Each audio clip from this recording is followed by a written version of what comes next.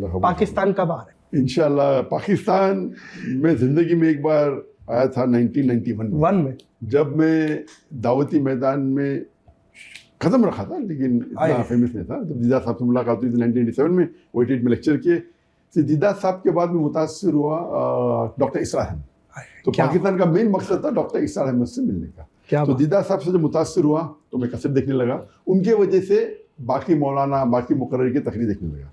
तो उर्दू में जो सबसे ज़्यादा मुतासिर हुआ वो थे डॉक्टर इसरार अहमद। तो दीदार साहब अंग्रेजी में थे और डॉक्टर इसरार अहमद तो अल्लाह उनकी मग़फ़िरत करे, क्या अल्लाह फिरदौस आमीन। तो 1991 में मैं पहली बार आया था, उस टाइम में तकरीर नहीं करता था। अच्छा, उस वक्त आप मेडिकल में जस्ट पास कर चुका था, इंटर्नशिप कर रहा था और हमारी फाउंडेशन इस्लामिक रिसर्च फाउंडेशन को कायम की थी। मशहूर भी नहीं हुए थे, मतलब आप नहीं लोग जानते नहीं थे। तो डॉक्टर साहब भी मेरा ख्याल है इतना ज्यादा आपको एक नहीं जानते। डॉक्टर साहब से क्योंकि मैं कहा था मैं आने वाला हूँ तो कौन शख्स से मिलना चाहते। फिर मैंने कहा कि मेरा एक जुनून है कि जितने भी इस्लामिक कैसेट्स थे उन्हें इकट्ठा करें और दुनिया की सबसे बड़ी लाइब्रेरी बने। तो मैंने कहा उनको कि जितने भी आपके सब कैसेट्स हो ऑन द स्पॉट है ही नहीं।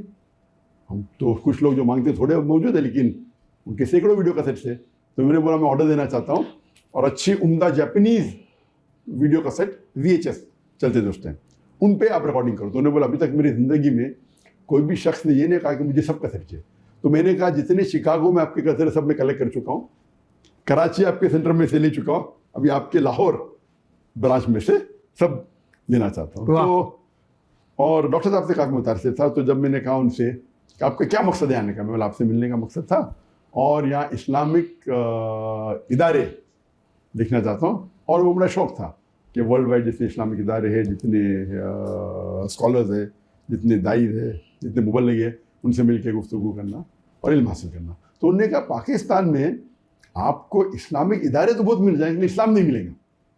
और आप उनकी तकरीर सुनेंगे तो पता हो कितने नाराज थे कि मुसलमान दीन से क्यों दूर है, मुसलमान कुरान से क्यों दीन है सर। और उनने जो एक गाइडेंस मुझे दिया कि उन्होंने कहा कि दाई को हमेशा अपनी जो ज़रूरत है उसे कम करना चाहिए, एकदम कम। वाह ज़रूरत कम करो ताकि आपको ज़िंदगी बसर करने के लिए आसानी मोहताज न हो। और अगर आपको कोई चीज़ कहने का इस्लाम के बारे में डंके के चोट पे कह सकते, आपको किसको ख्वाहिश को पूरी करना, किसको फ्लैटर करने की जरूरत नहीं। बिल्कुल सही है। और ये जो उनने ज़ोहद का कायम एडवाइस दिए और अल्लाह के फजल से अल्हम्दुलिल्लाह अल्लाह ने काफ़ी नवाजा है इन टर्म्स ऑफ फाइनेंस। कभी तकलीफ नहीं, जैसे आप कह रहे थे कि मेरे वालिदैन ने, जब मैंने कहा उनको कि क्या मुझे दाई बनने का, तो वालिदैन ने बोला नो प्रॉब्लम। तो मैंने कहा अभी मैं मेडिकल कॉलेज में हूँ, मैं करने वाला हूँ PG, तो 2 घंटा मैं करूँगा हफ्ते में, नो प्रॉब्लम। फिर मैं बोला दिन में 2 घंटा करने का, उन्होंने बोले नो प्रॉब्लम।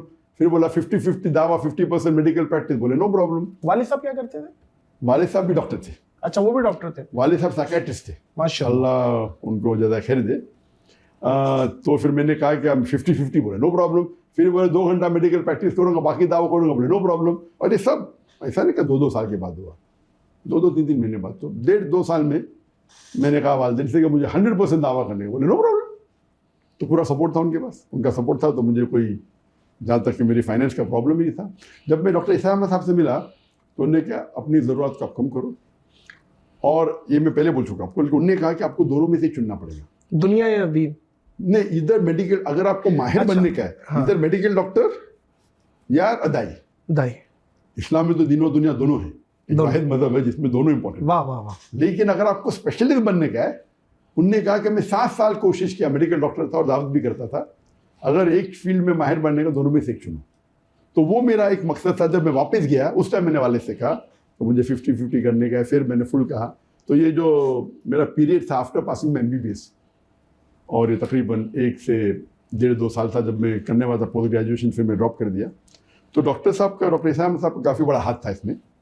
क्या मैंने मेरे मेडिकल प्रोफेशन को मैं भी जल्दी छोड़ा, हो सकता था कि और मैं टेस्ट करता था। और वालिदैन की तरफ से पूरा सपोर्ट था, वालिदैन की तरफ से, भाई की तरफ से, बहन की तरफ से, फैमिली की तरफ से, कि आप अपने फिक्र मत करो, आपके लिविंग का फिक्र मत करो, आप फुल टाइम दाई बनो, हम आपको सपोर्ट करें। डॉक्टर इसरार के बाद उस मुलाकात के बाद उनसे मुलाकात नहीं हुई? जब आप माशाल्लाह फेम पा लिया आपने, इतने बड़े पब्लिक फिगर, 91 में मुलाकात हुई थी, उनके बाद हमेशा टच में थे। और फिर हमने उन्हें 2004 में ईयर बराबर, आई थिंक 2004 के करीब है, हमने उनको इन्वाइट किया था इंडिया में। आए थे? इंडिया में इनवाइट किया हमने 2004 में, और वो आए थे, और हमने माशाल्लाह उस टाइम हमारा लेवल ज़रा कुछ दूसरा था, तो दीदा साहब को पहले हमने ऑर्गेनाइज किए थे लेक्चर, तो हमें तजुर्बा था, बाकी काफ़ी लेवल कुछ और का मतलब वो हद्दे नज़र पब्लिक ही पब्लिक, कैमरा दिखाई नहीं पा रहा। लेकिन हमारा उस टाइम जब हम दीदा साहब को बुलाए तो दीदा साहब बहुत मुतासिर थे। दीदा साहब ने सिर्फ एक चीज़ कहा, देखो बेटा मुझे अच्छा माइक्रोफोन चाहिए। अच्छा माइक्रोफोन चाहिए। तो हमने लिखा है, वो बहुत खुश हो गए। अभी हम सोचते हमने क्या बकवास माइक्रोफोन चाहिए दीदा को दिया, तो लेवल की बात होती है, वो तो बहुत खुश थे। फिर हम डॉक्टर इस्लाम साहब को बुलाए, और डॉक्टर इस्लाम का प्रोग्राम बहुत बड़े लेवल पे किए, वो तो बहुत खुश थे। और मैंने इतने लेक्चर टूर किया दुनिया भर में, इतना अच्छा मेरे ज़िंदगी में नहीं हुआ। सुभान अल्लाह। वो कभी थी 2004 टाइम हमारा लेवल मेरे हिसाब से, अभी बोलता उस टाइम हम बहुत खुश थे। उनने कहा कि हमें 10 दिन एक ही वेन्यू पे लेक्चर। बोला डॉक्टर साहब बम्बई इतना बड़ा है, एक लेक्चर यहाँ दो, दो यहाँ दो, इतने देने, मेरा मकसद है एक पे दो। मैंने पब्लिक एक 10 दिन तक कैसे आएंगी, और माशाल्लाह मशहूर थे दीदा साहब के लिए तो पब्लिक थी। तो हमने उस टाइम बड़े एक मैदान में की जिसकी कैपेसिटी 10,000 थी, और माशाल्लाह पूरे 10 दिन माशाल्लाह पब्लिक थी। और रिकॉर्डिंग हमने किया था, हमने स्टेज के लिए हमने पैसा खर्चा किया, और डॉक्टर साहब तो एकदम इतना पैसा खर्चा किया, इतना लेवल का किया, और हम भी खुश थे। अभी सोचते इतने बड़े शख्स के लिए हमने इतना कम खर्चा किया। हाय हाय हाय, वाह, लेवल की बात है। क्या बात है। तो हमें पता है कि हम तो दीदा साहब के लिए हमने बाहर से VHS पे रिकॉर्डिंग किए थे। उस टाइम बहुत खुश थे क्योंकि उस टाइम हमारा बेस्ट था। तो अल्लाह ताला ये देखते हैं कि आप मेहनत कितनी करते हैं। उस टाइम हमारी मेहनत तो नियत कुछ छोड़े नहीं हमने। और जब इस्लाम में साहब 10 दिन की एकदम स्टेज बनाए, स्टेज के ऊपर सिर्फ स्टेज को सेटिंग करने के लाख रुपया खर्चा किए उस वक्त तो उस टाइम तो हमारा और IRF वगैरह इदारा बन चुका था, बन चुका था, और पीस टीवी बन चुका था 1991 में जब मैंने मिलने गया था। ठीक है। और दीदा साहब को मिले 1987 में। इस्लामिक रिसर्च फाउंडेशन लॉन्च हुआ 1990 में, रजिस्टर हुआ, और 1991 में इनॉग्रेट, उसके बाद में डॉक्टर इस्लाम साहब को मिलने गया। सही तो बन चुका था। और पीस टीवी 2006 में। तो दीदा जब हमारी मुलाकात हुई थी उस टाइम पीस टीवी कायम नहीं हुआ था। तो जब डॉक्टर इस्लाम साहब आए थे इंडिया में 2004 में, पीस टीवी ने नेशनल लेवल फर्क था। हाँ, समझे ना। सही। तो अगर टेलीविजन को हटा देंगे तो लेवल बहुत अच्छा था। एक वन ऑन वन, ठीक है। लेकिन जब पीस टीवी आने के बाद, पीस टीवी की जो तरक्की में अल्लाह ताला की मदद थी, वो लेवल कुछ और हो गया।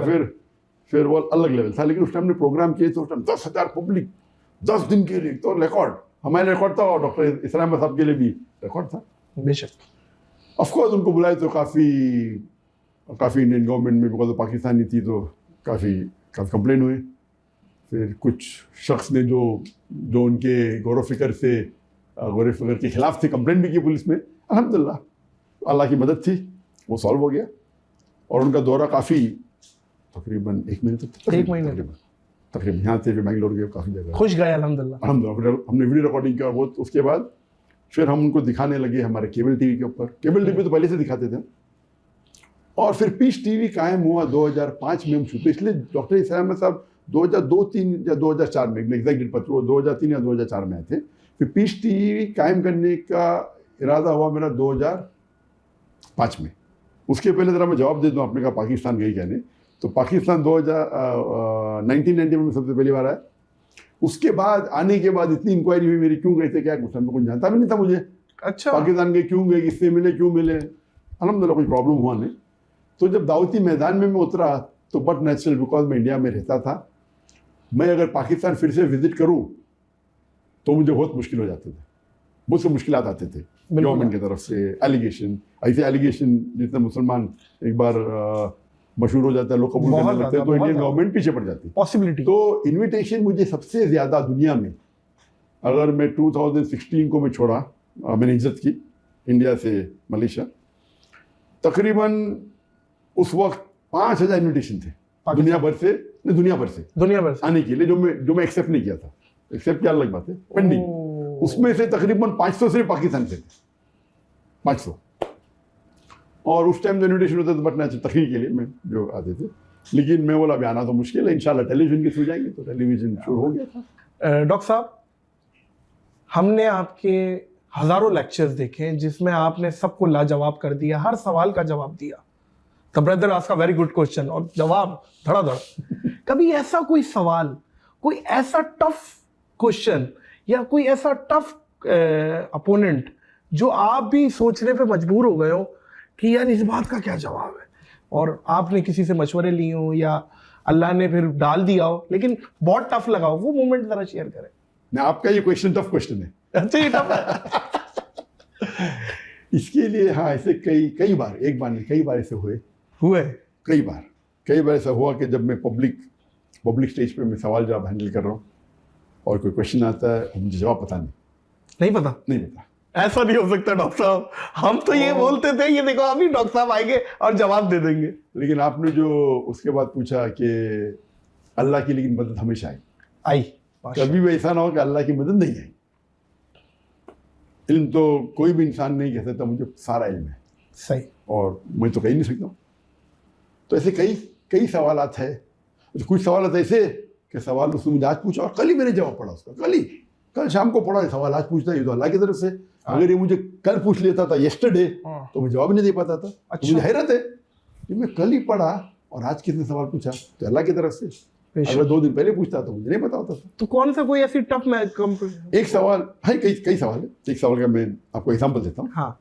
एक सवाल है जो एक शख्स, उसका नाम है राहुल, जो दुबई के अंदर, जब मैं एक मेरी ऑडियंस जो मुंबई की ऑडियंस है अल्हम्दुलिल्लाह, क्योंकि उसमें कई गैर मुस्लिम होते थे और कई दीगर मज़हब के लोग होते थे और इंटेलेक्चुअल होते थे। तो जो क्वेश्चंस बॉम्बे से आते वो सबसे मुश्किल टफ होते थे और सबसे जवाब जो निकलते थे अच्छे निकलते थे। टफ होता है क्वेश्चन तो और सोचने पड़ता है और अच्छे निकलते। तो मेरे हिसाब से Bombay was the best audience. Number 2 is Dubai.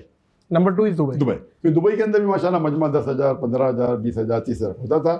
और वहाँ एक एडवांटेज था जो बॉम्बे में नहीं था, वहाँ डिफरेंट नेशनलिटी लोग आते थे। बॉम्बे में भी आते थे लेकिन बहुत कम, इन परसेंटेज वाइज आते थे। अमेरिकन भी, यूरोपियन भी, आप देखेंगे कसर में। लेकिन जो परसेंटेज है दुबई में, क्योंकि दुबई के अंदर लोकल तो सिर्फ 11% है, इंडियन ही तकरीबन 35% है, फिर फॉरेनर्स हैं, American, European, white, black, yellow, brown, तो वैरायटी बहुत होती थी। तो एक शख्स का नाम था राहुल, मुझे याद है, क्लीन शेव, और वो एक ने कई सवाल पूछा। तो आप अगर मेरी वीडियो देखते होंगे आप पहचान लेंगे राहुल कौन है। और मेरे हिसाब से मुझे लगता था ये इंसान ईमानदार इंसान है। वो सवाल से पता चलता है, सवाल बड़े टफ हो, सवाल ट्रैपिंग हो सकता है, लेकिन सवाल से एक्सपीरियंस एक स्पीकर होता है, उससे पता चल सकता है क्या ये मुझे टांग खींचने के लिए आया है या बाकी सच जानना है, सच जानने के लिए। सही। और सच बोलेगा तो कबूल करेंगे। सही। कुछ लोग आते टांग खींचने के लिए, जवाब भी देंगे तो भी वो इस्लाम कबूल नहीं करेंगे। सही। तो इनने एक दिन मुझे सवाल किया कि, और वो कहता था कि उनकी तालीम हुई थी यूके में जो मैंने मैनेजमेंट में और इंजीनियरिंग का मैनेजमेंट कर रहा था, उसमें जो मैंने पढ़ा उससे ज़्यादा मैं इस्लाम के बारे में पढ़ा करता था। और कहा मुझे कि मैंने कई तफसीर पढ़ा कुरान की। जो सबसे पहला जो वर्स जो कुरान मजिद में नाजिल हुआ अल्लाह के रसूल को, वो जिब्रील अलैहिस्सलाम ने इकरा नाजिल किया। मेरा बिल्कुल सही, ऐसे बोलना सही है। लेकिन आप कोई भी तफसीर पूछो, जब जिब्रील अलैहिस्सलाम ने मोहम्मद सल्लल्लाहु अलैहि वसल्लम से कहा इकरा, तो मोहम्मद सल्लल्लाहु अलैहि वसल्लम ने जवाब दिया अमान बिकारी, आई एम नॉट लर्निंग, मैं नहीं पढ़ सकता। और फिर उन्होंने कहा अमान बिकारी। तो उसका सवाल था, फिर तीसरी बार कहा इकरा, अल्लाह के रसूल ने कहा अमान बिकारी कि मैं नहीं पढ़ सकता हूँ। उसका सवाल था कि जब जिब्रील अलैहिस्सलाम ने इकरा कहा, उन्हें अल्लाह के रसूल को क्या दिखाई, कौन सा वर्क दिखाया, कौन सा पेज दिखाया, कौन सी किताब दिखाई। और ये किताब जो दिखाई या वर्क दिखाया या पेज दिखाई वो है किधर, कौन से म्यूजियम में। तो मैंने कहा ब्रदर क्वेश्चन, मैं उठा और मैं सवाल को दोहराता हूँ ताकि टाइम मिल जाए। टाइम मिलना भी एक फ़ायदा है, लेकिन वो आखिरी है जो कभी कभी काम में आता है। अक्सर जवाब पता है तो फिर टाइम की जरूरत, डायरेक्ट जवाब दे सकते। दो जमा दो क्या, मुझे रिपीट करनी जरूरत, डायरेक्ट 4 बोल दूंगा मैं 4। लेकिन सवाल को जब रिपीट होता है, ये मजमा बड़ा है, मजमा है 15,000 लोग नहीं सुना, वो फिर नहीं सुना सुन सकते। हो सकता है कि उसके लहजे मेरे लहजे में फर्क है, मैं स्पीकर हूँ, मेरे पास माइक्रोफोन है, उसका माइक्रोफोन सही नहीं, मेरा माइक्रोफोन अच्छा है। और लाखों लोग, करोड़ों लोग सैटेलाइट पे दिख रहे, तो मेरे कहने पे और तवज्जो देते लोग। तो मैं रिपीट करता हूँ हमेशा सवाल, भले आसान हो जाए। तो और एक फ़ायदा है, एक तो रिपीट करना लोग समझे, सेकेंड है वो क्वेश्चन जो क्वेश्चन पूछ रहा है, अगर मैंने गलत सुना वो मुझे करेक्ट करेगा। मैंने 2 जमा 2 4 ने पूछा, मैंने 2 जमा 3 पूछा। तो पहला ऑडियंस जो नहीं सुनी उनको पता चलेगा क्वेश्चन क्या है। नंबर 2, अगर मैंने गलत सुना तो क्वेश्चन मुझे करेक्ट करेगा, ठीक हो गया। नंबर 3, मुझे वक्त मिलता है जवाब को बराबर से फॉर्मुलेट करना, क्योंकि माइंड बहुत पावरफुल है। जब मैं रिपीट कर रहा हूँ, मेरा सिर्फ 2% या 4% मेरा दिमाग 95% दिमाग फ्री है, कैसा जवाब देना चाहिए, कितना लंबा कितना छोटा। और एक फॉर्मुलेट करना, एक का जवाब नहीं है, नहीं पता तो सोचने का वक्त मिलता है। तो मैंने कहा बाजार से क्वेश्चन नहीं आता, क्वेश्चन आके इंजन के बैठे मैं ब्ला ब्ला ब्ला में बोलने लगा। जब मैं रिपीट कर रहा था क्वेश्चन, अल्लाह की तरफ से इल्हाम आया, वही तो आती नहीं, नबूवत तो खत्म हो गई, कोई बोल नहीं सकता। लेकिन इल्हाम ऐसी चीज़ होती है कि अल्लाह के रसूल अपने बंदों से कभी कभी इमीडिएटली मदद नाजिल कर देते। तो मैंने कहा brother Rahul, do you know Japanese? तो उसने बोला नो। तो ऐसे did I show you any book that you said no? आपको जापानीज पता है? तो उसने बोला नहीं। मैंने कोई किताब दिखाई आपको कि आपने कहा कि मुझे जापानीज नहीं पता है?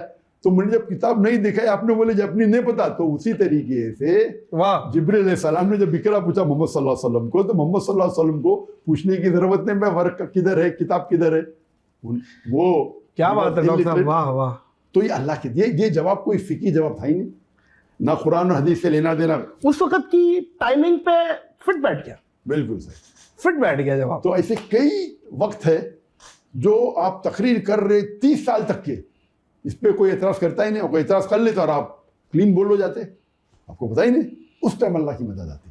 तो इसीलिए सवाल जवाब में सबसे ज़्यादा इंपॉर्टेंट है अल्लाह की मदद। अल्लाह की आप कितने बड़े आलिम हैं, ये इंपॉर्टेंट है। आपने सबको माशाल्लाह हराया है मैदान में, इल्मी मैदान में। श्री श्री रविशंकर हो, विलियम गैम्बल हो, और बहुत सारी स्पीचेस हैं, ये तो बहुत मशहूर है ना। आपके जो भी कॉम्पिटिटर था अगेंस्ट में, इसमें सबसे टफ आपको या इंटेलिजेंट कौन लगा कि यार ये क्लेवर है? श्री श्री रविशंकर को तो आपने वन साइडेड मारा था, इसमें तो कोई नहीं, श्री श्री रविशंकर वो सबसे पॉपुलर थे, सबसे पॉपुलर वो थे। जितने लोग से मैंने तकरीर किया, वो अकेला अपने मजमे में 2 लाख को 3 लाख को गैदर कर सकता। तो सबसे पॉपुलर इंसान जिसको मैं डिबेट किया हूँ, या सबसे फेमस इंसान, वो है श्री श्री रविशंकर। उस टाइम नंबर 1 पे थे वो, हिंदुइज्म पे नंबर 1 था, फिर नीचे आ गए, आपके बाद नीचे आए वो। अल्लाह ताला उनको हिदायत दे, इंशाल्लाह हिदायत दे। तो पॉपुलैरिटी, लेकिन इंटेलिजेंट और सबसे आप बोल सकते विलियम कैम्पबेल।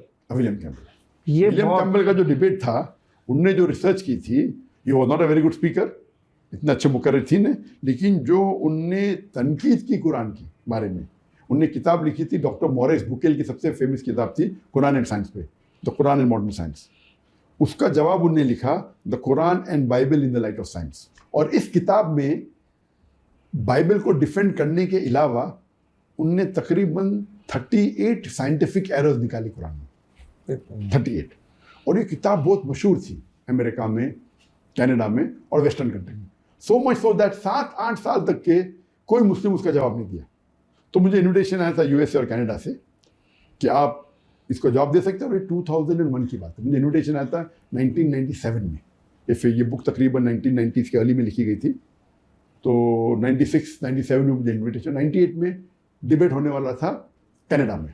मैंने बोला इंशाल्लाह करूँगा मैं। फिर पोस्टपोन हो गया ईयर 2000 में। तो अप्रैल 1 इन द ईयर 2000 शिकागो में डिबेट ऑर्गेनाइज हुई। और उस वक्त ये किताब गैर मुस्लिम क्रिश्चियन इस्तेमाल करते थे मुसलमानों के साथ इन यूनिवर्सिटी। ये किताब पढ़ो, हमारे कुरान में इतने साइंटिफिक एरर्स है, how can be the word of God? इतने साइंटिफिक एरर्स है, खता है साइंस के बारे में, तो ये अल्लाह का कलाम तो हो ही नहीं सकता है। और मुसलमान जवाब दे नहीं सकते थे। अब इसके बारे में मैं एक इंसिडेंट कहूँगा आपको। एक बार मैं गया था सऊदी अरेबिया, तो वहाँ एक रियाद में एक सऊदी डॉक्टर मुझे मिला। बोला मैं आपको मिलने के लिए तरस रहा था। बोला मेरा मिजाज ऐसा है कि मैं दीदात का फ़ैन था, लेकिन कभी भी शेख दीदात के वीडियो डिबेट एक साथ में देख ही नहीं पाता था। मैं आधे घंटे से ज़्यादा देख ही नहीं सकता। तो अगर दीदात का डिबेट होगा 3 घंटे का, तो मैं 6 किश्तों में देखता हूँ, 6 पार्ट में। अगर 2 घंटे का डिबेट है तो 4 किश्तों में देखता हूँ। एक बार मैं मेरे दोस्त के वहाँ लंच के लिए गया और उसने प्ले किया अब विलियम कैम्पबेल का डिबेट। तो पहले हाफ एन आवर में विलियम कैम्पबेल बात कर रहे थे कुरान के खिलाफ, इतने मिस्टेक्स निकाले कुरान में, और वो डॉक्टर था। बोलते इसको मैंने पढ़ा मेरे मेडिकल किताब में, ये मिस्टेक है। उसको चेंज नहीं आया, वो कंटिन्यू किया डिबेट देखते देखते। फिर मैं आया, मुझे जब देखा स्क्रीन पे, मैं तो उस टाइम मशहूर था नहीं, तो बहुत तेज में आया। वो सऊदी मुस्लिम डॉक्टर बोलता है ये विलियम कैम्पबेल कौन है, इतनी मिस्टेक निकाला है कुरान में, मैं डॉक्टर हूँ और ये सब मेडिकल बुक में लिखा हुआ है। और उसको जवाब देने के लिए कौन ही नौजवान लड़का, कौन है ये डॉक्टर जाकिर नाइक, ये बिका हुआ है। तो बहुत तेज में था, बोलते ये इतना ज़ईफ इंसान और ये लौंडा ये तो वन साइडेड हार जाएगा, वन साइडेड, और ये बिका हुआ मुसलमान है। अल्लाह अल्लाह। और बाद में सॉरी बोला मुझे, बोला मैं बोला कौन है ये, इतने बड़े बड़े आलिम में कौन है ये जवाब देने वाला, वो भी शिकागो में हो रहा है, इतना डिबेट मजमा हजारों का, ये क्या जवाब देगा। और उनने मेरे जवाब सुने, उसके बाद इतना मुतासिर हुए जो मुझे जाकिर नाइक से मिलना है। वाह। तो उसका मतलब ये मैं कहना चाहता हूँ कि विलियम कैम्पबेल का जो लेक्चर था, एक मुसलमान सऊदी, और सऊदी तौहीद पे होता है, डॉक्टर, मेडिकल डॉक्टर, वो कह रहा है कि इसका जवाब मेरे पास ही नहीं। एक आम मुसलमान या मुझसे मुसलमान समझते नहीं, वो तेरे बकवास कह रहा है, हम मुसलमान हैं, हम तो मानते हैं भाई कुरान में तो खता हो नहीं सकते, क्योंकि हमारा ईमान है। लेकिन उसने जो तनकीद की कुरान के बारे में, अक्सर जिसके पास साइंस की नॉलेज है उस तनकीद को अग्री करेंगे अनलेस आपके पास डिबेटिंग स्किल है या आपके पास उसका जवाब है। तो इसीलिए 7-8 साल तक के कोई भी मुसलमान ने उसकी जवाब नहीं दिया था। तो इसीलिए वो किताब, तो मैंने ये कभी भी डिबेट करने के पहले हमें क्या करना चाहिए, हमें प्रिपेयर होना चाहिए। तो मैंने पूरे नेट्स पे जितने भी साइंटिफिक एरर्स कुरान के तकरीबन 13-14 फाइल डाउनलोड की। सही है। और उस पे आपने फिर रिसर्च शुरू की? हाँ ना, उसके बाद आपको हेल्प भी कोई करता है? हाँ, तो हमारी रिसर्च टीम थी। ठीक। तो मेरे पास 13-14 फाइल, तो उसमें कोई डॉक्टर भी थे, एमडी, मैं तो एमबीबीएस डॉक्टर हूँ, हमारे टीम के अंदर एमडी डॉक्टर भी थे, उनका नाम नहीं लूंगा मैं। सही। कई डॉक्टर थे। मैंने बोला भाई ये विलियम कैम्पबेल का जवाब दो, उसकी किताब है और ये बाकी है। तो 38 में से शायद 2-3 जवाब ला के दिए मुझे, और अभी डिबेट को 2 महीने बाकी थे अभी तक। तो मैंने बोला अरे भाई तू जवाब 38 का 2, कम से कम बोलो 2 नहीं मिले, बाकी के मिले। अब इतना बधाई है इतने साल से फील्ड में, और बाकी जो मैं फाइल लेके 14 फाइल, उसमें आधे से ज़्यादा जवाब ही नहीं उनके पास। तो मैं बोला ठीक है। तो मैं ज़रा चौंक गया, भाई एमडी डॉक्टर है, मैं तो एमबीबीएस हूँ, एमडी डॉक्टर को जब जवाब नहीं मिला और ये फील्ड का आदमी है, दाई है, तो मैं क्या जवाब ढूंढूंगा। अल्लाह अल्लाह। तो इसीलिए अल्लाह की मदद होती है। तो 1 महीना बाकी था डिबेट के लिए, तो मैं 1 महीना तो कम से कम पहले डिबेट के लिए बहुत प्रिपेयर करता था, अभी बहुत कुछ था। तो 1 महीने पहले मैं शुरू किया, और माशाल्लाह शुरू किया, चंद दिन में खुद आप पे आमद हुई अल्लाह ताला की तरफ से? नहीं, जब मैं देखो इल्म एक चीज़ है और अल्लाह की मदद एक चीज़ है। सही। तो मेरे जो भी मैं तकरीर करता हूँ, मेरे हिसाब से अल्लाह की मदद सबसे अहम है। बेशक। मेहनत तो है बेशक। तो इसीलिए मैं कहता हूँ कि कोई भी काम में सफल होने के लिए तीन रूल है। नंबर, चाहे दावती काम हो चाहे बिजनेस हो, नंबर 1 रूल अल्लाह ताला कहते हैं सूरह इमरान में, सूरह नंबर 3 आयत नंबर 160 में, कि if Allah helps you none can overcome you, if Allah forsakes you who is there then you can help you, so let the believers put their trust in Allah। यानी अल्लाह अगर आपकी मदद करेगा तो आपको कोई भी शिकस्त नहीं कर सकता, नहीं कर सकता। लेकिन अल्लाह अगर आपको छोड़ देगा तो कोई भी आपकी मदद नहीं कर सकता। इसीलिए या मोमिनो, ए मोमिन, अल्लाह पे भरोसा रखो। तो आप कितनी भी बड़े माहिर हो कोई भी फन के, अल्लाह के बिना यू जीरो। तो वो सवालात कैसे फिर वो आपके जहन में आए? जी हाँ, तो पहला ये सेकेंड फॉर्मूला है, अल्लाह ताला फरमाते हैं सूरह अनकबूत में, सूरह नंबर 29 आयत नंबर 69 में, अगर आप अल्लाह के राह में जिहाद करेंगे, जिद्दोजहद करेंगे, तो अल्लाह ताला आपके रास्ते खोल देगा। तो जिद्दोजहद करना इंपॉर्टेंट है, ये नंबर 2 है। जिद्दोजहद करो, पहला अल्लाह पे भरोसा करो, अल्लाह की मदद हासिल करो, सेकेंड जिद्दोजहद करो। और अगर आप जिद्दोजहद करते आपको सफलता नहीं मिलती तो अल्लाह को दोषी मत ठहराओ, आपका जिद्दोजहद सही नहीं है। सही है। क्योंकि अल्लाह ताला का वादा है, आप जिद्दोजहद करेंगे अल्लाह ताला रास्ते खोलेगा, अगर रास्ते नहीं खोल रहे तो आप पे गिनती है। सही। आप समझ रहे आप जिद्दोजहद कर रहे लेकिन नहीं कर रहे, तो नंबर 2 हो गया। नंबर 3 सूरह नहल, सूरह नंबर 16 आयत नंबर 43, और सूरह अंबिया सूरह नंबर 21 आयत नंबर 7 में अल्लाह ताला फरमाते हैं फसअलू अहले ज़िक्री इन कुंतुम ला तालमून, अगर आप नहीं जानते उससे पूछो जो वो फ़न का माहिर है, अहले ज़िक्र से। तो अगर आप साइंस के बारे में जानना चाहते हैं साइंटिस्ट को पूछो, फ़िक़्ह के बारे में जानना चाहते हो फ़क़ीह को पूछो। तो आस्क एन एक्सपर्ट, चाहे वो एक्सपर्ट नॉन मुस्लिम हो। तो नंबर 1 अल्लाह की मदद, अल्लाह की मदद हासिल करने के लिए आपको जो भी अल्लाह के अहकामात है कुरान में उसमें करना चाहिए, उसके बाद जिद्दोजहद करना चाहिए, उसके बाद एक्सपर्ट को पूछना चाहिए। तो जब मैंने ये क्वेश्चन पढ़ा और तहकीक करने लगा तो अल्हम्दुलिल्लाह चंद दिनों में मुझे जवाब आ गया। लेकिन फिर वो जो 14 फाइल मैंने डाउनलोड किया था क्योंकि मुझे तो टॉपिक है Quran and the Bible in the light of science. Topic is not William Campbell's book. अगर विलियम कैम्बल की बुक की टॉपिक होती थी तो खत्म, मैंने पूरी बुक पढ़ लिया, उसका जवाब है, प्रॉब्लम ही नहीं। वो कुछ भी पूछ सकता है, वो नई चीज लेके आ सकता है इंटरनेट से। और आज की तारीख में जब से इंटरनेट शुरू हुआ 1990s के एंडिंग के बाद, इस्लाम को अटैक करना बहुत आसान हो गया। आप जाओ कोई भी वेबसाइट के ऊपर, एंटी इस्लाम की वेबसाइट पे डाउनलोड करो, आपको सैकड़ों अटैक्स मिलेंगे। चाहे कुरान के अंदर अरबी गलतियां निकालेंगे, है तो नहीं अल्हम्दुलिल्लाह, साइंटिफिक गलतियां निकलेंगी, कॉन्ट्रडिक्शन दिखेंगे। अगर आपको डिबेटिंग का फंड नहीं है तो आप जवाब ही नहीं दे पाएंगे। आप बहुत बड़ा आलिम होंगे, लेकिन डिबेटिंग अलग फन है। सही है, एग्री। तो डिबेटिंग के लिए इल्म की जरूरी है, लेकिन more important is that you should know how to have debating skills. तो जहाँ तक विलियम कैम्बल की किताब का सवाल था, वो तो अल्हम्दुलिल्लाह 4-5 दिन में प्रॉब्लम सॉल्व हो गया। लेकिन वो जो 14 फाइल डाउनलोड किया था मैंने अटैकिंग इस्लाम, उसके आंसर ढूंढने में तो वक्त लग गया। माशाअल्लाह विलियम कैम्बल ने अपने बुक के बाहर कदम रखा नहीं, वो समझा बुक उसकी अल्टीमेट थी। 8 साल तक कोई जवाब नहीं दिया, ये आके क्या जवाब देगा। तो मेरा तो जवाब तो पूरा तैयार था। माशाल्लाह। वक्त की किल्लत थी, तो वक्त की किल्लत तो डिसाइड डॉक्टर साहब कि कौन जीता ये अवाम कर रही होती है, अवाम देखने वाला, तालियां देखने वाले, देखने वाला कि भाई ये है। तो उनके तरफ से एक चेयरमैन था, हमारी तरफ से एक चेयरमैन था। ऐसा तो नहीं है कि क्रिश्चियनिटी ने बोला हो कि विलियम कैम्बल जीता? मुझे लगता नहीं कोई बोल सकता। खुद ही जब शिकस्त मान ली स्टेज अच्छा, में, खुद मान ली? खुद ही उन्होंने मान ली। बोले डॉक्टर साहब का लेक्चर सुनने के बाद मुझे बाइबल वापस से पढ़ने पड़ेगा। उसका जो गोरा चेहरा लाल हो गया था, ये शिकस्त है। तो उसने तो शिकस्त मान ली। 100%। तो कोई ऑडियंस में अगर बोला फिर भी विलियम कैम्बल जीता, तो वो बेवकूफ इंसान। हाँ नहीं, ये तो फिर क्लियर हो तो गई। एक होता है नॉकआउट पंच, नॉकआउट पंच। एक होता है विनिंग विद पॉइंट्स, एक होता है यूनानिमस डिसीजन, एक होता है नॉकआउट पंच। तो ये डिबेट तो एक होता है उल्टा करके मिर्चों की धुनी देना। आपने वो किया है। तो लोग को, काफी लोग को ये बोले, अरे डॉक्टर साहब ने क्या ना बेचारे को, वो ज़ईफ इंसान को बहुत मारा। तो मैं बोला, अरे ज़ईफ इंसान तो इस्लाम के खिलाफ। तो ऐसे कमेंट सुनने मिले, अरे जरा तो लिहाज करना था। नहीं, लिहाज करना था। 8 साल तक के PhD मिले उसको, अरबी जबान जानता था। ओ, आप समझे ना? जी जी। तो लेकिन वो देखेंगे आप चेहरा उसका, गोरा चेहरा एकदम, स्टार्टिंग में तो आ गया एकदम, मुंह लटक गया उसका, एकदम लाल हो गया। आप देखेंगे डिफरेंस ना। तो अल्हम्दुलिल्लाह अल्लाह। उसी तरीके से आप देखेंगे जब नॉनवेज डिबेट में इंडियन वेजिटेरियन कांग्रेस का प्रेसिडेंट जवेरी, अच्छा, बोलता है have to go, have an appointment. अरे डिबेट चल रहा है, प्लानिंग हो गई, तुमने मुझे चैलेंज किया, टाइमिंग फर्स्ट है, अभी डिबेट खत्म ना, मुझे जाने का मेरा अपॉइंटमेंट है, अभी क्या हो सकता है इसका? वही भागना। तो ये तो एकदम डिबेट है, वो मुझे चैलेंज कर रहा है।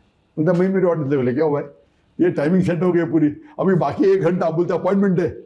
और उसका चेयर, हर डिबेट में 2 चेयरमैन होते हैं, उसके तरफ से मेरी तरफ से। तो उसका चेयरमैन जो था एक सुप्रीम कोर्ट का लॉयर था, सुप्रीम कोर्ट का लॉयर। तो डिबेट के बाद उनको फोन किया, होगी दोस्ती हो गई थी।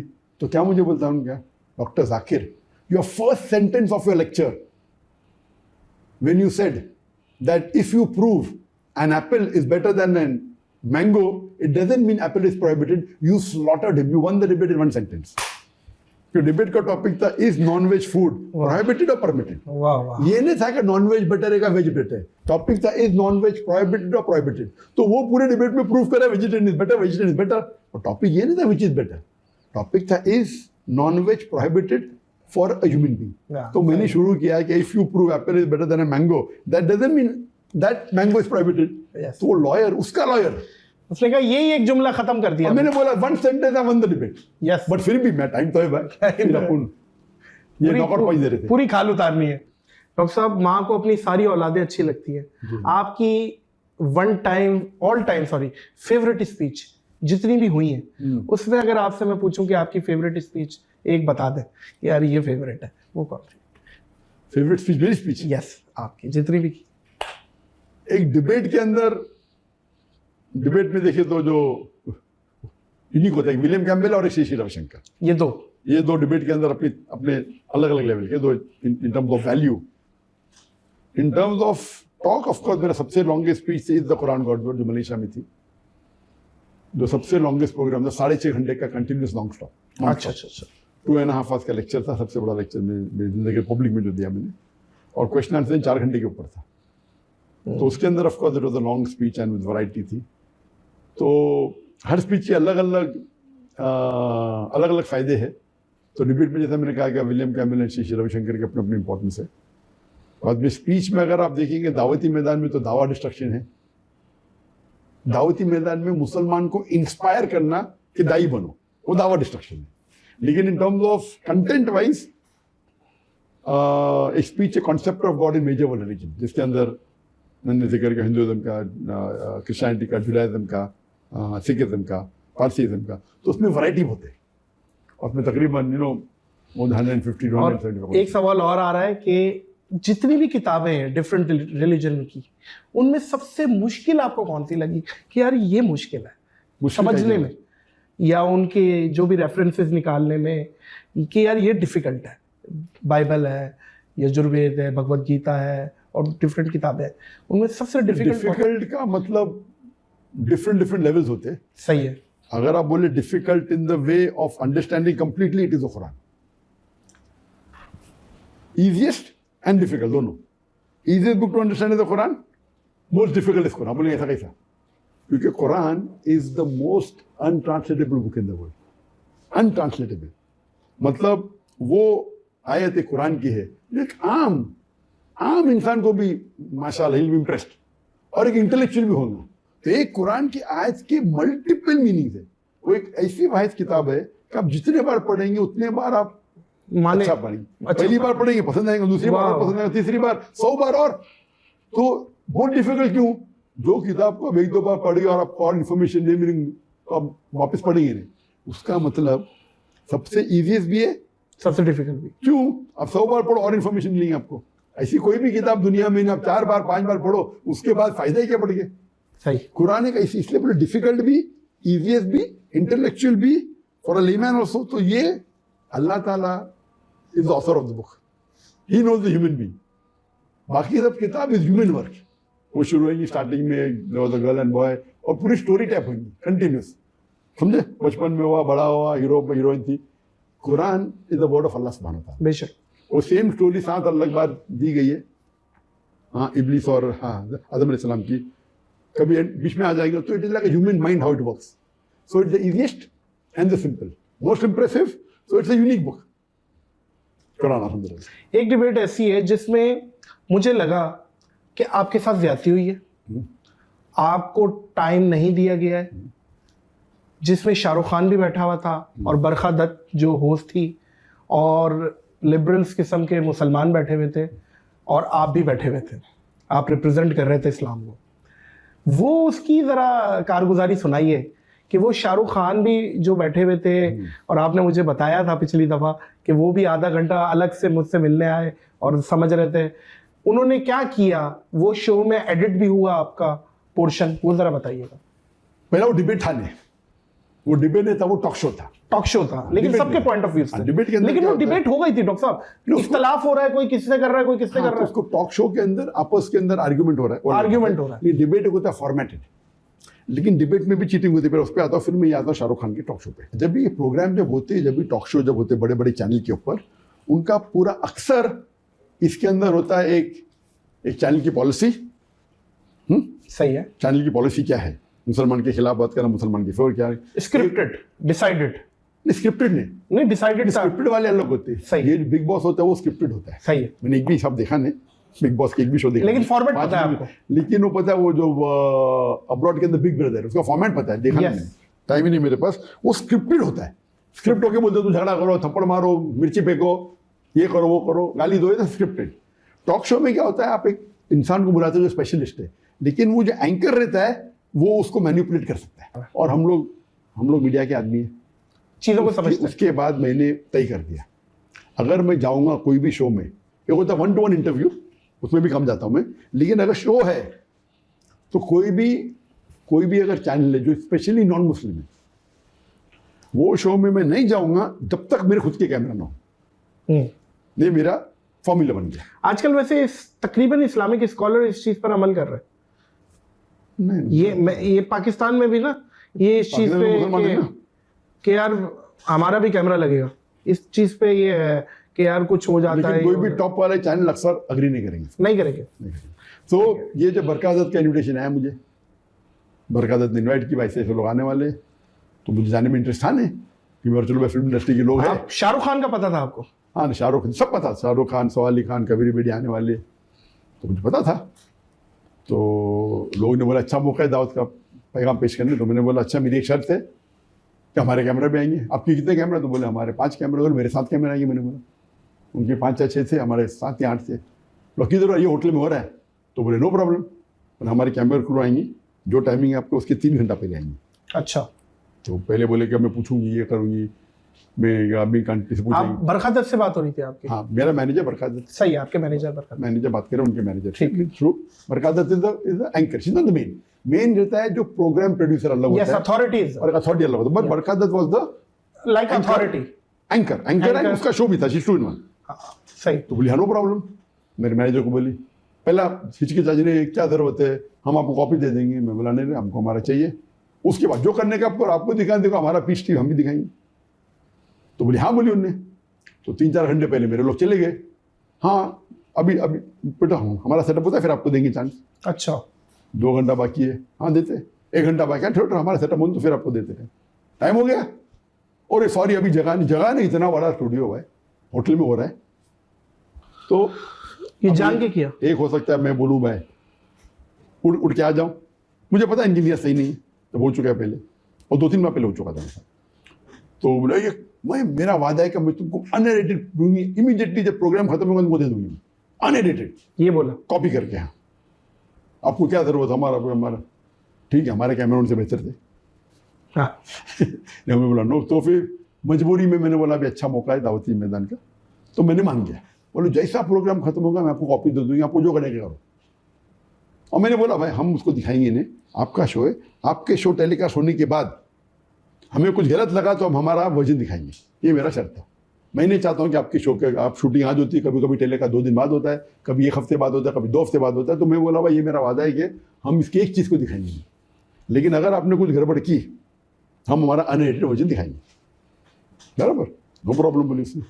और शो भी काफ़ी ये था, इसी लेवल पे था, आइडेंटिटी ऑफ अ पर्सन। तो शो हो गया, खत्म हो गया। हाँ मैं अभी देती हूँ, अभी कल देती हूँ, यहाँ का कॉपी करेंगे, टाइम जाएगा, मैं कल दे देती हूँ। दी नहीं। टोपी ड्रामे चल रहे हैं। ये सब उनका मेन मकसद हक रहता ही नहीं। अक्सर कुछ अच्छे लोग तो हम लोग को मिला ही नहीं। और जब मैं फाइनल वर्जन देखा तो बहुत से मेरे आंसर्स कट किए, उसमें काट दिए उन्होंने, काट दिए, आंसर को आधा दिखाए। तो भी अल्हम्दुलिल्लाह काटने के बाद भी इफेक्टिव था मेरा। इफेक्टिव था। आप नीचे कमेंट सेक्शन तो देखें, हाँ इफेक्टिव। शाहरुख खान को कोई नहीं पूछ रहा, सारा डॉक्टर जाकिर नाइक से इफेक्टिव था, लेकिन बहुत से चीज को काटा, कान से आधा काटा, जो जवाब दे कभी दिखाई नहीं। तो अपने मतलब की चीज दिखाए, पूरा तो नहीं काट सकते क्योंकि मैं था लॉन्ग शॉट पे दिख रहा हूँ मैं, लॉन्ग शॉट पे दिख रहा है। तो इवन अगर उनने 20% 25% भी काटे या जितना भी काटे, मेन चीज काट देंगे तो फर्क हो सकता है, आप समझे ना। तो बहुत से मेरे लॉजिकल पार्ट जो थे ना आंसर के, उनने काटे। तो इस पे मुझे बहुत अफसोस। अभी क्या कर सकते हैं, अभी क्या केस करेंगे। हमने और एक काउंटर शो किया, टीवी टॉक एंड एनालिसिस, एक फेमस स्टूडियो में, उससे बड़ा स्टूडियो लिए, और वो हमने उसके ऊपर पूरा, फिर मैंने 1-2 घंटे का प्रोग्राम किया और उस पर आपने क्लेरिफाई किया, टीवी एनालिसिस बोल के, क्या हुआ था फारूक शेख के साथ, मर्द हो तो ऐसा, क्या हुआ था बरखा, और क्या होता, आपको एहतियात देना चाहिए, आपको बेवकूफ़ नहीं बनना चाहिए। तो इसीलिए कोई भी उलमा खाली चैनल पे जाते हैं, आपको एहतियात देना चाहिए। अगर आप एक्सपर्ट है अलग बात है, किस तरीके से जवाब देना चाहिए, वो अक्सर बातें लोग अभी। और वो क्या था जो शाहरुख खान आपके पास वापस आया और वो आधा घंटा बैठा? नहीं, वो तो प्रोग्राम खत्म होने के बाद सब लोग साथ में मिलते थे, चाय पी रहे थे, उससे अलग बात है। तो पता चला कि माशाल्लाह काफ़ी लोग जानते हैं, मेरे वीडियो का सब देखते हैं, बाकी फिल्म इंडस्ट्री के लोग भी अल्हम्दुलिल्लाह।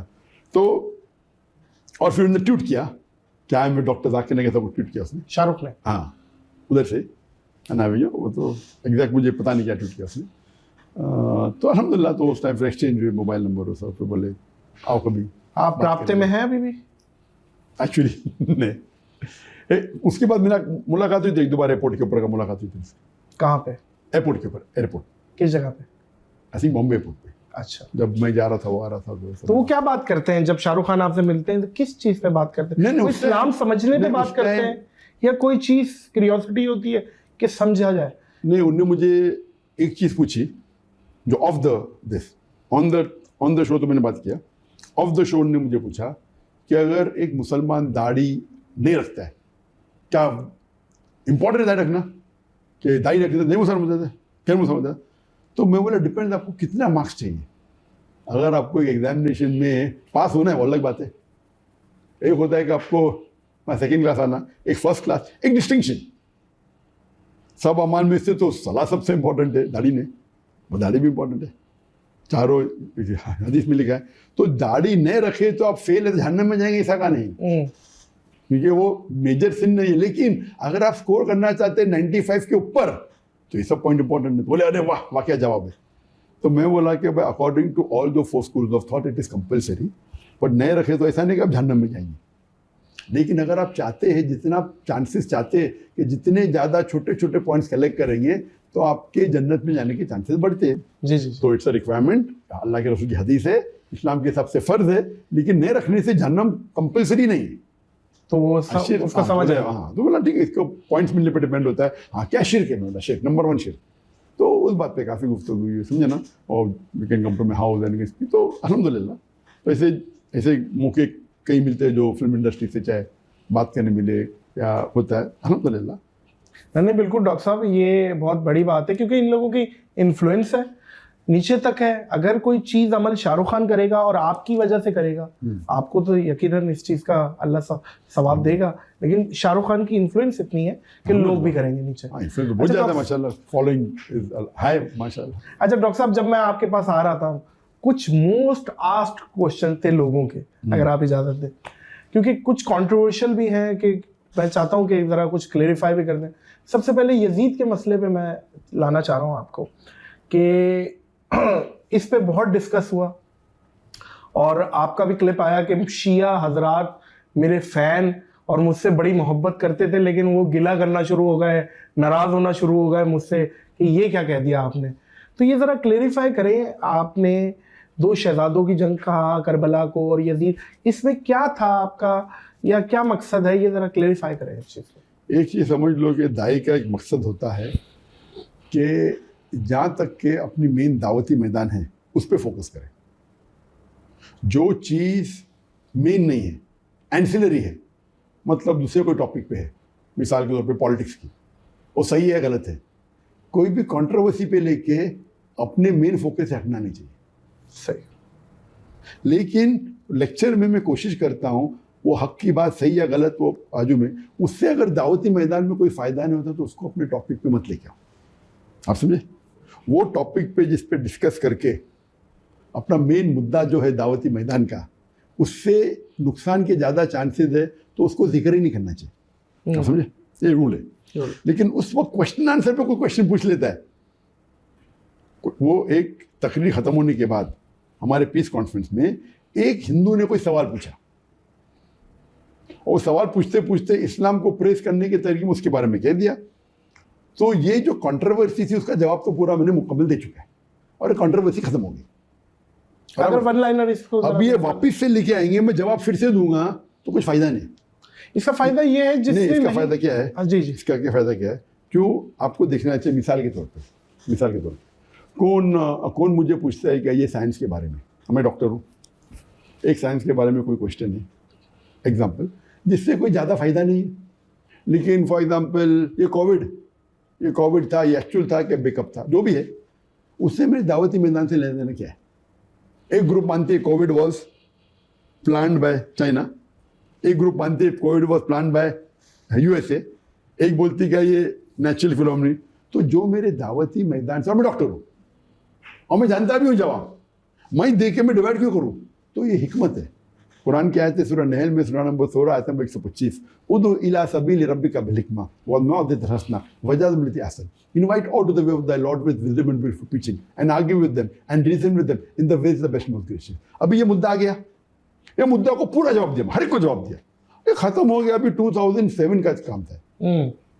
हाँ, अभी आप पूछे 17 साल बाद, मैं बेवकूफ़ जवाब दूंगा आप इससे, आपको देखने का यूट्यूब पे मिल जाएगा आपको, जरूरी का नादिर अली से सुने, सही मैं जवाब फिर से दे सकता हूँ। एग्री। ये बेवकूफ़ी है क्योंकि वो मुद्दा खत्म हो गया। अभी it is not at all dealing with anything of the main pillars of Islam. अभी फिर से नई कंट्रोवर्सी, अभी बहुत से शिया मेरे फैन हैं, आप क्यों उनको मेरे से दूर लेके आना चाहते हैं? अल्लाह ना करे। मैं तो लोग क्या होता है, आपका शो ज्यादा देखेंगे, मुझे मैं शो देखने मुझे फिक्र ही नहीं, अल्लाह ने इतनी दिया है, जी जी, मुझे फिक्र है कि आखिरत में कब मिलेगा। तो you as a Muslim also should see to it कि आप अगर शो कर रहे तो आपको सवाब कम ही ज़्यादा मिलेगा। अगर मुझे यहाँ मेरी व्यूअरशिप 1 मिलियन बढ़ जाएंगी लेकिन आखिरत के अंदर 1 मिलियन पॉइंट कम होंगे तो आप आखिरत ज़्यादा फिक्र। बेशक वो देखिए जवाब तो मैं दे सकता हूँ, मैं कितना डरता भी नहीं माशाल्लाह, बराबर ना। लेकिन ये it's a issue which is finish answered. मेरी नीयत यही थी डॉक्टर साहब कि इस चीज़ को आप कोई वन लाइनर जवाब दें तो मैं भी वो एक जरिया बनूँ आपका। और वन लाइनर जवाब है कि कुरान में शिया सुन्नी जैसा वर्ड ही नहीं है। नहीं है। कुरान की आयत है सूरह इमरान की सूरह नंबर 3 आयत नंबर 103, वातसिमू बिहब्लिल्लाह जमा वला तफरकू, hold strongly to the rope of Allah and be not divided. अल्लाह की रस्सी को मजबूती से पकड़ो और आपस में मत बंटो। अल्लाह की रस्सी कुरान हदीस है। तो मेन मेरा मकसद रहा है कि जितनी भी मुसलमान में फ़िरके हैं, कोई फ़िरके में काफ़ी करीब है, कोई दूर है, कोई कुरान हदीस से दूर है, सब मुसलमान को जुड़ना चाहिए कुरान हदीस में, ये बेस्ट है। और जितने फ़िरके हैं उसको आप आग नहीं देना लगाना चाहिए। इसीलिए आप पूछेंगे मैं कौन हूँ, मैं बोलूँगा मुस्लिम हूँ। मैं क्यों कौन हूँ? मैं शाफी हूँ, हम्बली हूँ, मलकी हूँ, शिया हूँ, सुन्नी हूँ, हम्बली हूँ, क्या है जमात इस्लाम? क़ाला इन्ननी मिनल मुस्लिमीन। अल्लाह कहते हैं कुरान में अपने आप को मुस्लिम कहो, कई बार है, 10 बार से ज़्यादा। कुरान में कहा नहीं कि अपने आप को सलफ़ी कहो या अपने आप को बरेली कहो या देवबंदी कहो, या हम अल्लाह के रसूल को मानते हैं मुसलमान। इसीलिए we go and meet everyone. हम जितने भी मुसलमान इस्लाम में फ़िरके नहीं होना चाहिए, बढ़े, मैं सब लोग से मिलता हूँ, कॉमनलिटी पे आता हूँ। ताला कलिमतुन सवाई जो कॉमन है उसके ऊपर करेंगे। आप कुरान कॉमन है, अल्लाह कॉमन है, रसूल कॉमन, उन पर बात करेंगे। जो चीज़ डिफरेंट है ठीक है। हम क्या करते हैं, जो 10% डिफरेंस है उसके ऊपर लेक्चर ही देते रहते हैं। मैं वो तो 90% कॉमन है, 80% कॉमन, उस पर बात करें। बिल्कुल सही है, बिल्कुल सही है। अच्छा, कुछ 2-3 सवालात हैं डॉक्टर साहब, वो मैं चाह रहा हूँ ज़रा शॉर्टली अगर आप उसके, क्योंकि एक पूरी म्यूजिक फर्टर्निटी मेरे साथ बैठी हुई थी, उन्होंने कहा यार डॉक्टर साहब से सिर्फ ये पूछ लो म्यूजिक हलाल है या नहीं। इस चीज़ का अगर आसानी से ज़रा कोई। म्यूजिक जो जनरल म्यूजिक है, इंस्ट्रूमेंट है, एक्सेप्ट फॉर डफ, वन साइडेड डफ, उसको छोड़ के बाकी म्यूजिकल इंस्ट्रूमेंट्स हराम है इन शॉर्ट। उसके ऊपर काफ़ी तकरीर है मेरे। तो अगर आपको इम्पैक्ट देना है, फॉर एग्जांपल हमारे पीस टीवी पे म्यूजिकल इंस्ट्रूमेंट्स नहीं होते, सही है, लेकिन म्यूजिक के बहुत से फ़ायदे हैं, बहुत से नुकसान भी है, उसके ऊपर डिस्कस मैंने किया। बिल्कुल ठीक है। लेकिन अगर आपको इम्पैक्ट करने का है तो आप एक शरिया कंप्लाइंट साउंड इफेक्ट्स कर सकते हैं। Sharia compliant sound effect means we can use your voice, हलाल है। You can take natural sounds like thunder, like raining, like wind. तो इसकी पूरी एक लाइब्रेरी आती है। तो हमारे पीस टीवी में we have made lot of sound effects which are हलाल। तो म्यूजिक पर से इज हराम, musical instrument, musical instrument except for one sided डफ। डफ के अलावा सब हराम है। गिटार हो, फ्लूट हो, पियानो हो, ये सब इंस्ट्रूमेंट्स, उसमें कई हदीस है। अक्सर मेरा सब मुंह में जस्टिफाई, बट सही हदीस से काफ़ी साबित है कि द टाइम विल कम जिसके अंदर alcohol, gambling, music, people will make it हलाल। तो अल्कोहल, गैमलिंग, म्यूजिक पीपल ने हलाल, तो वो हदीस से कई साबित होता है कि even alcohol, gambling and music will be हलाल। तो इससे साबित होता है कि एंड ऑफ टाइम आएगा, और कई हदीस है।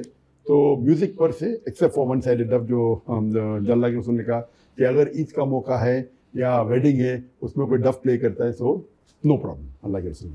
अच्छा डॉक्टर साहब, आपकी खबीब से भी अभी मुलाकात हुई थी। किससे? Khabib boxer. हाँ जी हाँ। तो वो थोड़ा सा कुछ शेयर करेंगे, उसमें क्या बात हुई या उसने आपसे क्या बात की? खबीब नबी का तो वो बॉक्सर ने, वो UFC fighter, mix martial arts. अच्छा, मिक्स मार्शल आर्ट्स। बॉक्सर अलग होता है, सही है, सही है। मिक्स मार्शल आर्ट्स अलग होता है, सही है। तो यूएफसी का फाइटर है। हाँ, अल्हम्दुलिल्लाह, वो रशिया से है अल्हम्दुलिल्लाह। और उनकी मुलाकात सबसे पहले बार मेरी हुई थी दोहा कतर में 2022 में, वर्ल्ड कप के पहले। तो अल्हम्दुलिल्लाह बहुत अच्छी मुलाकात हुई, और मुझे खुशी हुई कि अक्सर जो मुसलमान सेलिब्रिटी होते हैं जी, बहुत कम दिन के करीब होते हैं। सही कह रहे हैं। तो उनसे जब मुलाकात हुई, बाद में उनके फ्रेंड से इस्लाम मखचफ, वो भी माशाल्लाह, तो खुशी हुई कि उनके दीन का काफ़ी इल्म था और दीन के बारे में काफ़ी जज्बा है अल्हम्दुलिल्लाह, और वो दीन के जज्बे से काफ़ी मुतासर हुआ अल्हम्दुलिल्लाह।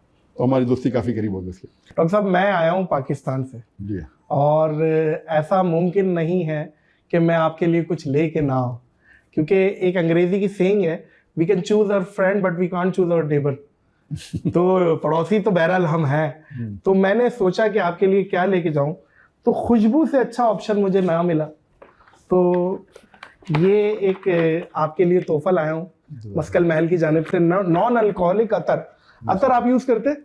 जी हाँ, जी ऑफ कोर्स करता हूँ। ये ब्लैक एंड सिल्वर प्लेटिनम और द ग्रे टूथ, ये जरा आप कबूल कीजिएगा। ये जरा अक्सर जरा देखिएगा, the grey tooth black and silver platinum. ठीक है जी, जज़ाकल्लाह, इधर जज़ाकल्लाह, आपको जज़ाकल्लाह। बहुत शुक्रिया डॉक्टर साहब, आप वो शख्सियत है जिनसे बात ख़त्म पॉसिबल ही नहीं है कि हो जाए, लेकिन जाहिर है एक वक्त है, आपका भी वक्त बहुत कीमती है। बहुत बहुत शुक्रिया, आपने इतने शॉर्ट नोटिस में, और फारिक का मैं खुसूसी शुक्रिया अदा करूँगा कि उसने एक ब्रिज का किरदार अदा किया। और यहाँ पे मैं 2-3 लोगों का, अगर आप इफ़ यू अलाउ, मैं नाम लेना चाह रहा हूँ। एक तो मेरा बेस्ट फ्रेंड जैन सिद्दीकी, जिन्होंने आपको तारुफ कराया पहली दफ़ा, और मैंने आपको देखा और आपको घोल के पी लिया। मतलब एक एक स्पीच हमें याद है, हम यूट्यूब पे मतलब फिल्में नहीं देख रहे, हम आपकी पूरी पूरी स्पीचेस देख रहे हैं, अंदाज़ा लगाएं कि इतना ज़्यादा इंटरेस्ट पैदा हुआ। फिर उसके बाद खान जी वाले हैं जो यहाँ पे मलेशिया में होते रहते हैं, वो एक ब्रिज का किरदार अदा किया। फिर एक अरशद भाई हैं, उनके साथ उन्होंने किया। फिर फारिक ने तो एग्जीक्यूट ही करवा दिया। बहुत बहुत शुक्रिया आपके वक्त का, और hope to see you in Pakistan soon इंशाल्लाह, इंशाल्लाह। अल्लाह पाक आपको मज़ीद कामयाबियाँ, तरक्कियाँ, अल्लाह आपको ज़वाले नेमत से बचाए, अल्लाह आपको मज़ीद दीन का काम ले आपसे। बहुत बहुत शुक्रिया डॉक्टर साहब। मोअज़्ज़िज़ ख़वातीन हज़रात, इस पॉडकास्ट को ब्रेक लगाएंगे। डॉक्टर साहब, मैं अच्छी पॉडकास्टों के लिए एक बात कहता हूँ कि ये पॉडकास्ट मैं ख़त्म नहीं कर रहा, पॉज कर रहा हूँ।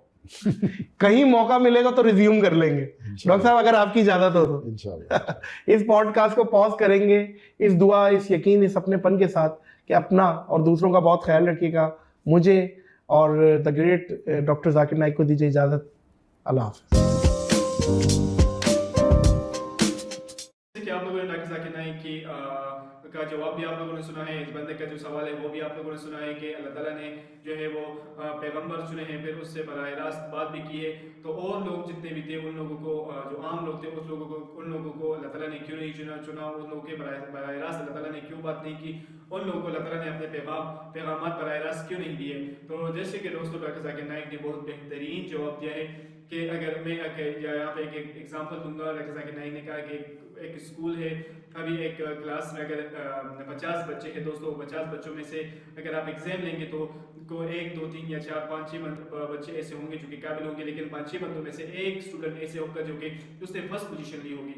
लेकिन टीचर को ये मालूम होगा दोस्तों कि ये जो बच्चा है, ये काबिल तरीन बच्चा है, ये पोजीशन ले सकता है, इसको कोई भी ऐसे किसी चीज़ की ज़रूरत नहीं है। तो अल्लाह ताला भी अपने बंदों में दोस्तों, वो अल्लाह ताला जो है गैब इल्म का मालिक है, वो जानता है कि मेरे बंदों में जो है वो सबसे जो है अच्छा बंदा कौन है, और सबसे जो अच्छी कारकर्दगी वाला बंदा है वो कौन जो है मेरी कारकर्दगी अच्छी से निभा सकता है। तो दोस्तों जितने भी अल्लाह ताला ने पैगंबर दुनिया में चुने हैं, अगर वो जितने भी वहाँ पे उम्मतें थी उस टाइम की, तो वहाँ पे उन लोगों ने अल्लाह ताला ने उनके लिए पैगंबर चुने हैं। तो अल्लाह ताला के पास गैबी इल्म है कि कौन पैगंबर मेरा सही इल्म जो है वो लोगों तक पहुंचा सकता है। बल्कि इस भाई का जो जहन में क्वेश्चन था कि मैं जो है मुसलमान हूँ, मुझ पर कोई भी ऐसे शक नहीं करना। कभी कभी दोस्तों शैतान जो है वो इंसान के जहन में वसवसे डाल लेता है, उस क्वेश्चन पर मजबूर हो जाता है, लेकिन वो क्वेश्चन जो है उसके माइंड में बार बार आता है, जिसकी वजूहत पर वो शर्म की वजह से वो क्वेश्चन किसी और से नहीं पूछ सकता। जिस पर डॉक्टर जाकिर नाइक ने कहा कि इसमें कोई भी ऐसी शर्म की बात नहीं है, कभी कभी ऐसे शैतान जो है इंसान के जहन में वसवसे डाल लेता है। और ये बहुत बेहतरीन जवाब था जो कि जैसे कि डॉक्टर जाकिर नाइक ने कहा। दोस्तों अगर कोई भी स्कूल ऐसे हो, अगर उसमें कोई भी ऐसा फंक्शन हो, अगर वो मैथ्स की कंपटीशन हो, अगर वो उर्दू की कंपटीशन हो, कोई भी ऐसे कंपटीशन हो, तो कोई भी एक लीडर होता है, वही लीडर होता है कि वही जो कि क्लास का काबिल तरीन इंसान हो, जिस पर एक टीचर का भरोसा हो कि ये कर सकता है, ये वाला काम कर सकता है, इसको कोई चीज़ की भी कोई क्वेश्चन की ज़रूरत नहीं होती, किसी प्रॉब्लम की ज़रूरत नहीं होती, तमाम मसाइल जानता है, वे हैंडल कर सकता है। इस तरह जितने भी अल्लाह ताला ने पैगंबर दुनिया में भेजे, लोगों को दावत देने के लिए, लोगों को अल्लाह ताला की रहनुमाई देने के लिए, लोगों को अल्लाह ताला की रास्ते में बुलाने के लिए, तो इस तरह अल्लाह ताला को जो है गैब का इल्म है, वो जानता है कि मेरे जो बंदे हैं ये काम कर सकते हैं। दोस्तों तो जिस तरह के हज़रत मोहम्मद सल्लल्लाहु अलैहि वसल्लम हमारे आखिरी नबी हैं, जितने भी दोस्तों अगर आप हज़रत मोहम्मद सल्लल्लाहु अलैहि वसल्लम ने जितनी ज़िंदगी गुजारी है, एक मिसाली नमूना है हमारे लिए। और इस तरह कोई भी जो है ऐसे नमूने नहीं आ सकता। आप जो है ऐसे बहुत ज़्यादा जो नान मजहब है दोस्तों, जो नान मजहब के जो बड़े बड़े शेक्सपियर है, जो कि राइटर है, लिखने वाले राइटर है, उसने भी हज़रत मोहम्मद सल्लल्लाहु अलैहि वसल्लम के इखलाक पर उसने सूरत पर एक जो है वो किताबें लिखी हुई है कि ऐसा बंदा आज तक नहीं आया है। तो दोस्तों अल्लाह ताला के पास गैबी इल्म है, वो जानता है कि मेरी जो बंदगी है और मेरा जो पैगामात है ये बंदा जो है किस तरीके से ये पहुंचाएगा। तो दोस्तों अगर जैसे कि इस भाई ने क्वेश्चन किया है, ऐसे बहुत से लोग होते हैं जिनके जहनों में ऐसे तरह क्वेश्चन आते हैं और फिर जो पूछने में जो है वो शर्माते भी है, किसी से पूछ भी नहीं सकते हैं। तो दोस्तों जैसे कि डॉक्टर जाकिर नाइक ने बहुत बेहतरीन जवाब दिया है और उम्मीद करता हूँ दोस्तों कि इस जवाब से आप लोग भी इत्तेफाक करेंगे, बहुत बेहतरीन जवाब था, आप लोगों को ये जवाब पसंद भी आया होगा। दोस्तों जितने भी लोग हैं अगर वो मेरे चैनल पर नए हैं तो मेरे चैनल को जो है लाइक करें, सब्सक्राइब करें ताकि इस तरह मालूमात वाली वीडियो आपको रोजाना मिल सके। तो दोस्तों उम्मीद करता हूँ कि इस वीडियो से आप लोगों ने बहुत कुछ सीख लिया होगा। तो दोस्तों अगर कोई भी कमेंट हो अगर आप हमारे साथ शेयर कर सकते हैं तो वो आप लोग हमारे कमेंट सेक्शन में वो कोई भी बात हमारे साथ शेयर कर सकते हैं। वस्सलाम।